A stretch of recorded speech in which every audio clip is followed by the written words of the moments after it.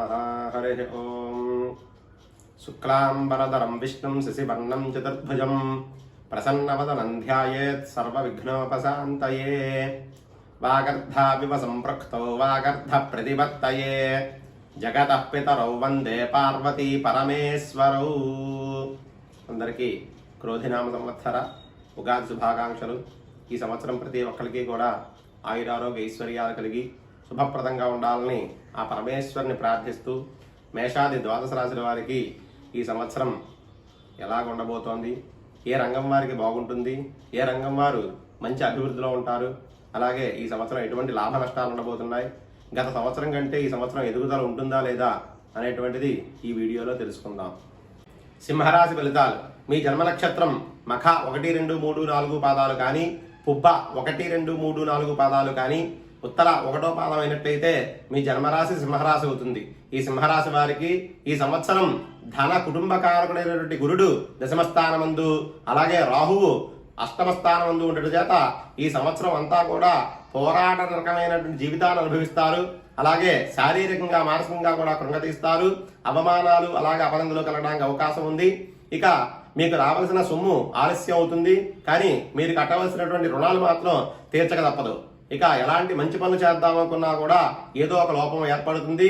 అనేక ఊహించిన సంఘటనలు ఈ సంవత్సరం మీ జీవితంలో చోటు చేసుకుంటాయి. ప్రారంభంలో కష్టాలు కలిగిన చివరకు ఆదాయం రాజపూజిత వల్ల కొంతమేరకు ఉపశమనాన్ని పొందుతారు.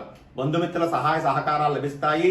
మీ తెలివితేటల వల్ల కొన్ని గడ్డు సమస్యల నుంచి బయటపడతారు. అలాగే కళత్ర సంతానం వల్ల ఎక్కువగా ప్రయాణాలు చేయడం వల్ల కూడా ధనాన్ని ఎక్కువగా నష్టపోతారు. ఇక చోరభయంగా ఉంటారు. ప్రతి విషయంలోనూ కూడా ఆందోళన పడుతూ భయంగా ఉంటూ ఉంటారు. ఆరోగ్య విషయానికి వచ్చినట్లయితే ఈ సంవత్సరం ఆరోగ్యానికి అంత అనుకూలంగా లేదు. శరీరానికి అనారోగ్య సమస్యలుగా ఉండడానికి అవకాశం ఉంది. నేత్ర బాధలు, మందత్వం, నిరుత్సాహంగా ఉంటారు. నేత్ర కంఠ హృదయ బాధలు ఎక్కువగా ఉండడానికి అవకాశం ఉంది. కావున ప్రతి ఒక్కరూ కూడా ఆరోగ్య విషయంలో కొంచెం జాగ్రత్తగా ఉంటే మంచిది. కుటుంబ పరంగా చూసినట్లయితే ఈ సంవత్సరం అంతగా అనుకూలంగా లేదు. ఏ చిన్న పని చేసినా కూడా మీ భాగస్వామి సలహా తీసుకుంటే బాగుంటుంది. బంధువర్గం వారితోటి సమయస్ఫూర్తిగా నడుచుకోవాలి. ఊహించని అద్భుత సంఘటనలు జరగడానికి అవకాశం ఉంది. ఆధ్యాత్మికంగా దైవ కార్యక్రమాలు చేయడం వల్ల మంచి అభివృద్ధిని సాధిస్తారు. ఉద్యోగస్తుల విషయానికి వచ్చినట్లయితే ఈ సంవత్సరం అంతగా అనుకూలంగా ఉండదు. శని రాహు ప్రభావం వల్ల అసంతృప్తిగా ఉంటారు. మాట మీద నిలకడ ఉండదు. కేంద్ర రాష్ట్ర ప్రభుత్వాల్లో పనిచేసే వారికి దూర ప్రాంతాలకు బదిలీలు ఉండవచ్చు. అధికారుల వల్ల ఇబ్బందులు కలుగుతాయి. అలాగే పర్మనెంట్ కాని వారికి ఈ సంవత్సరం కూడా నిరాశ మిగులుతుంది. నిరుద్యోగులకు ఆశాజనకంగా ఉండదు, కానీ ఏదో ఒక చిన్న ఉద్యోగం లభిస్తుంది. ఇక వ్యాపార విషయానికి వచ్చినట్లయితే ఈ సంవత్సరం మిశ్రమంగా ఉంటుంది. ఆశించినంత లాభాలు రాకపోయినా నష్టాలు మాత్రం రావు. సిమెంటు, ఇసుక, ఇనుము వ్యాపారాలు చేసే వాళ్ళకి, గృహ నిర్మాణ వ్యాపారాలు చేసేటువంటి వారికి కూడా రాణింపు ఉంటుంది. బంగారం, వెండి వ్యాపారాలు చేసే వాళ్ళకి నష్టాలు తప్పవు. అలాగే భాగస్వామి వ్యాపారాలు చేసే వాళ్ళు విభేదాలు వచ్చి విడిపోవడానికి ఈ సంవత్సరం అవకాశం ఉంది. అలాగే ప్రభుత్వ, ప్రైవేటు కాంట్రాక్ట్ దారులకు బిల్లులు రాక కొంతవరకు ఇబ్బంది పడేటువంటి అవకాశాలు గోచరిస్తున్నాయి.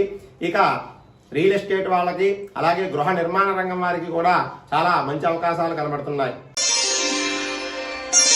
ఆర్థిక పరంగా చూసుకున్నట్లయితే సింహరాశి వారికి ఈ సంవత్సరం ఆదాయం సామాన్యంగా కనిపిస్తోంది. అవసరానికి మించి ఖర్చులు పెడతారు కాబట్టి ఖర్చుల విషయంలో జాగ్రత్త వహించండి.